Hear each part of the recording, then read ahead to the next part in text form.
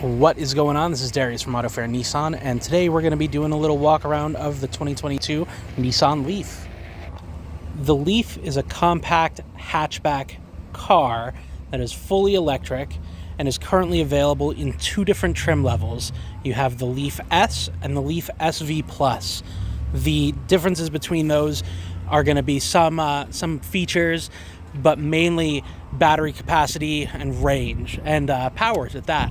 So your S is going to have a 40 kilowatt hour battery rated for about 150 miles versus your Plus will have 62 kilowatt hours of battery, which is rated for about 215 miles. Realistically, depending on your driving habits, those can change a little bit. I've seen the SV Plus getting as high as almost 300 miles to a charge, but of course that's going to be very situational from driver to driver. One of the biggest topics that people ask me about on the Leaf is charging, so I'm going to show you how to charge the Leaf. First of all, I'm going to take our key fob here. We've got 4 buttons for lock, unlock, your access for your charge port, as well as your alarm. So we're going to press and hold this, and you're going to see right there that's going to pop open. Once this pops open, we can lift it, and you're going to have these 2 connectors inside. This is your standard and your high speed. So your standard is going to be for your 110 or 220 chargers, versus this big one here is going to be for your high speed 440, typically referred to as supercharger. For the purposes of this video, we're just going to be plugging in to the 220 using a 220 charger that we have here at the dealership. So this is what our charging station looks like. So all we're going to do is unplug this, and we're going to walk it over, plug it into there. It'll click into place, and that's good. This one will automatically start charging the car. So vehicle charging connected right there. If we want to disconnect it, we just have to press the stop button here, and you'll see it's ready to charge, but not charging. So we're going to plug it in so that it's charging right now. Other questions and concerns that I've gotten in regards to charging on the Leaf are going to be about the weather. A lot of people charge outside, especially if you're just running into the store or something and you want to plug in and get a few miles while you're doing your shopping. One nice thing on here is that we can take this panel and just flip it right down, and that'll superficially protect it from rainwater, snow, whatever it may be. It's certainly not perfect, but it does do a lot of prevention. This is also pretty tight, so you don't really have to worry too much about that. I wouldn't necessarily suggest plugging in during a hurricane or in a tornado or anything, but common sense goes a long way when it comes to things like this. You've also got a light under here, if you can see right in there. That light's going to shine when it's dark out so that you can see where your charger is. That way it makes it easier for you to plug in the evening. The other big question in regards to charging is about the charging time. That's also a piece that can vary depending on the level of charger that you're using and what your battery percentage goals are and where you're charging from. But generally speaking, when it comes to your level 2 charger, which is the 220, very typical for most people to be using that. Your charging time from empty to a full charge is about 11 hours, whereas your level 3 superchargers typically take about 45 minutes. This indicator here that's flashing blue is also going to help with your battery charging. Just from a quick glance, you can see that one bar is full and sustained on the far side, the one in the middle is blinking, and the one on the right is not lit up at all. That's telling you that it's in the middle of its charging time. This Leaf here is going to have plenty of safety technology and features in it, such as LED lights, running lights, and fog lights down there. You're going to have a camera right here, right here, right here, and lastly right under here.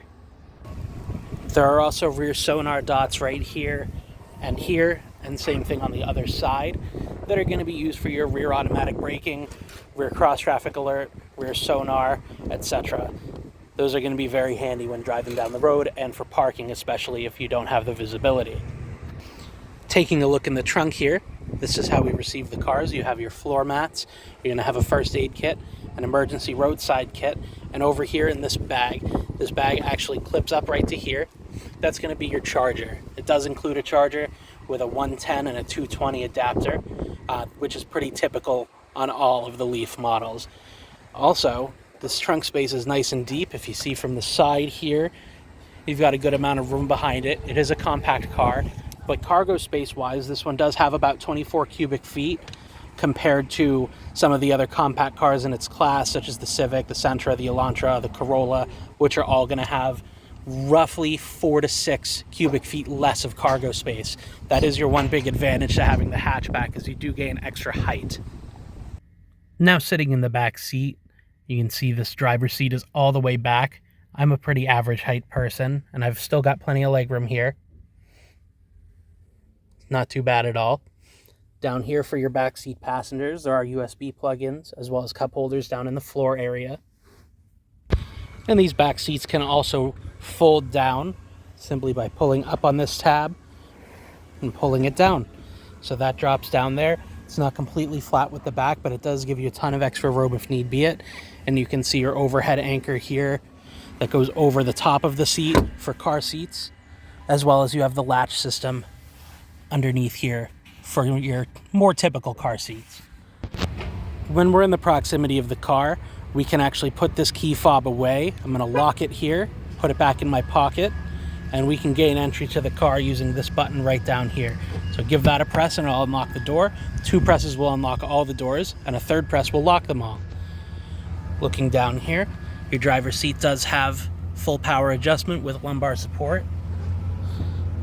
Panning over to the door, you're going to have an automatic driver window.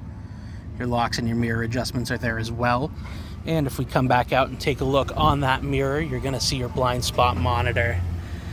That little symbol right there will light up orange when someone's in your blind spot, and then flash and make beeping noises at you inside of the car if you attempt to change lanes while there's somebody in that area. On your seats, you're going to have this blue contrast stitching just to add a little bit of style. It's a very comfortable high traction cloth. Super, super nice, very comfortable to sit in. They are zero gravity seats. From the driver's seat to the left of the steering wheel, you're going to have that panel down below that has your heated steering wheel button, your steering assist button. Above that is the button for your timer, engage or disengage for charging. And to the left of that, in the top left corner, that button will open that charger port that was located on the front of the hood. If we pan back out here to the steering wheel, you've got controls for your center screen, for your partial digital dashboard, your music controls here and here, and this button is to go back from any selections that you may make over here. On the right-hand side, you're going to have your controls for your phone, your cruise control, and this blue button is for ProPilot Assist. ProPilot Assist is going to utilize distance pacing cruise control, which actually both monitors and adjusts your distance to the vehicle in front of you, depending on speed, whereas you set a target speed and the vehicle will go up to that speed but no higher, depending on the flow of traffic in front of you, as well as steering assist, which is going to work to keep you centered in your lane whenever your lane markers are clear and noticeable. Of course, there are going to be some circumstances where it can't operate effectively, such as in construction zones or in inclement weather, but the system will let you know when those situations do arise so that you're not relying on steering assist that isn't there. One really nice part of the cruise control steering assist with ProPilot Assist is that instead of ping-ponging you off of the lane indicators to your left and right, the goal of ProPilot Assist is to keep you centered all the time, so you're not doing this constant left and right inside of your lane. On your digital dashboard over here, you're going to have a lot of menus and selections that you can go through. Just to show you a few here, we've got your power meter, which is going to be pretty much the equivalent of a tachometer in a gas car. So that's going to show you where you're at on the pedal and if you're being more or less economic, or if you're off to this side over here, that's regenerative braking. So it's going to tell you if you're actually bringing power back into the car and charging the battery through coasting and deceleration. Music, navigation, your economy is going to be right here so that it can show you how you're doing as far as battery usage. If we move over, you've got tire pressures that will individually read out, and then all your settings. And there's a lot of settings that you can go through here. So you can really make this car exactly your own as far as what it displays, what information it gives you, all sorts of good stuff. If we go down a selection, you've got charging information. Oh, go back one more. There we go. Charging information, You're going to have battery temperature that helps keep track of how it's doing as far as keeping it cool. This does have onboard cooling as well, which is fantastic. And then capacity. So this is how much capacity your battery has on a full charge. So over time, batteries do degrade some, but you do have warranty coverage with Nissan in order to help retain that battery life in case cells were to go bad and reduce capacity. So they cover you for a nice long term for that, which is very convenient.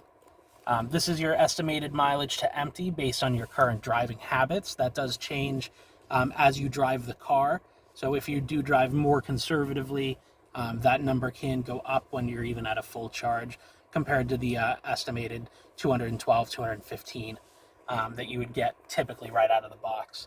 Speedometer is going to be over on this right-hand side here. And then we'll pan over and take a look at the infotainment system here. So this one being the SV Plus, you do have navigation. So if we press map, that's going to show up right here for you. And the map on this is going to show you where some of those charging stations are. You can also use the Nissan EV Owners app and Nissan Connect services to help you plan out routes in relation to how you need to stop and charge depending on where you're going. So that's really convenient. There's so much to that I couldn't even cover in one video. So if you have any questions on that, feel free to get in touch with us and we can kind of help work through that for you. If we go back to our main menu here, you're going to have all your selections down at the bottom. Nissan makes their whole infotainment system extremely intuitive and easy to use. So everything is nice and straightforward. If we go into audio, I'm just going to turn that down there. You've got all sorts of Sirius XM that comes with it, as well as your different sources for AM, FM, your USB inputs, as well as you have Apple CarPlay and Android Auto, and just standard Bluetooth. So Apple CarPlay, Android Auto, for anybody who hasn't used it, they're both great for their respective devices. Apple CarPlay is really handy for me. I'm an iPhone user, so I get my Spotify, my Apple Maps all up there on the screen, and it makes it just a little bit easier than using your phone. That way you're not trying to touch your phone while you're driving. So they give you all the stuff that you're going to need when you're going down the road, but they abridge it so that it's more convenient for you to use. Now, if we press this camera button up in the top right, this does have the around view monitor system. So what you're looking at on this left-hand side here is your front view and then your overhead view. So I'm going to manipulate the steering wheel here, and you're going to see that indicator on the left-hand side of the screen change depending on where the steering wheel is pointed. You've also got your distance indications in red, yellow, and green there. So those are going to help you get your distance away from whatever's in front of you. If we press this button again, you're going to have the front passenger side wheel. If you turn the steering wheel, you can see in real time how that tire moves. It's great for helping you get lined up, especially parallel parking or in a tighter space, because you do have this line set here in yellow to help you kind of gauge that area, as well as the green to just show you some continuation of where your front corner is going to be at. Very handy if you haven't used anything like that before. Now, when we shift into reverse, the same thing is going to happen in the back. You've got your distance indicators there, as well as your orange guidelines. As I turn the wheel, you can see that changing. Moving just below that screen here, you're going to have all your climate controls. You're going to have temperature control, fan speed control, heat and AC. Your mode is going to change whether the air is blowing from the front, the feet area, or the top of the vehicle for like your defroster. You've got that defogger here and your rear defroster and your recirculator, as well as an auto mode, and then just your on-off button right here. Now, down below, you're going to have your heated seat controls and your USB plugins. You've got a Type-C and a Type-A. This is the button that actually starts the vehicle, and then you've also got a 12-volt plug-in right there. This is the big tricky part that a lot of people get a little bit concerned about when they first see it. The shifter is very different style than what people are used to. So I'm going to put my foot on the brake right now and show you how to go into different gears. So from here, this whole piece can move. So what I did right there, just by doing that, is put the car into reverse. So you can see reverse, backup camera came on, You may be able to hear the little chime that the car makes to let you know when you are in reverse.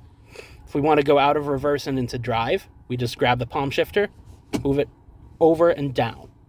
You can kind of see on there too how that works. So over and up, reverse, over and down, drive, as well as one more time we'll put you into the heavy braking mode. So you can see the B on the screen there instead of D. And if you want to go to neutral, you just push and hold. And that's neutral. To go into park, it's just a press of the button. That's it. Nice and easy. It's a little bit intimidating at first, but once you get it down, especially having that, it's very simple, and it's nice and out of the way. You don't have a whole selector switch or shifter up here that's kind of blocking anything. It's just nice and low. You've also got your button for E-pedal, which is used for one-pedal driving. Very different experience if you've never used anything like that before in an electric car. Basically, it uses regenerative braking and magnets to slow the car down to where you basically are only driving with just the accelerator pedal. There are very few situations where you actually need the brake pedal when you're using the E-pedal. Mainly, you would use it in emergencies or coming to a full stop. It will actually let you come to a full stop just using the E-pedal, but if you want to do it just a little bit quicker, you can always just tap that brake pedal. That being said, your actual brake pads don't get used a whole lot if you use E-pedal. So sometimes it's good to switch over into regular two-pedal driving mode just to make sure that your brakes aren't getting all rusty or warped or anything like that. Now, lastly, you're going to have an eco mode over here, which is going to just adjust the way that the car accelerates, just to be a little more economical, as well as lowering down the power of your climate, so it won't run the AC quite as hard. That's going to help promote a little bit of battery savings as well. Now, if we back up here just a little bit, get a little sticky note here out of the way, you're going to have your electronic parking brake. Think of this almost like a handbrake where you pull up or push down on it. So to engage it, we just pull up, it engages, light turns red, and then on your dashboard here it says park. If we want to disengage it, it's foot on the brake and push it down. Light goes off, parking light goes off there. And that's that, nice and simple. If we move up here, you're going to see your sunglass holder, and then your light controls, and then your SOS button. That's telling you that this car is equipped with SiriusXM services. So SOS button, if there was an emergency, you can always press that. You can see the green light is on. That means that the services are active. To wrap up here, if you're considering going electric, do a little bit of research. Feel free to use us as a resource as well. A lot of people have been considering making the switch recently, especially with the advent of higher gas prices. But if you're looking at the Leaf, it's a great little compact option, comfortable inside, nice and quiet. It's kind of an amazing feel, not hearing anything when you start the vehicle and when you start accelerating. There's no engine sound. But if you want to take a look at what the options are for the Leaf, just let us know. Drop us a dime. The SV Plus is going to be your kind of higher mileage one. You can see here also 214 horsepower versus 147 on the S. The S is great for really like in town, or in city, I should say, whereas the range is a little bit lower. But there is also a pretty substantial price difference on it too. It's a lot cheaper, including the available $7,500 tax credit that you get from the federal government. You can get an S down to almost $20,000.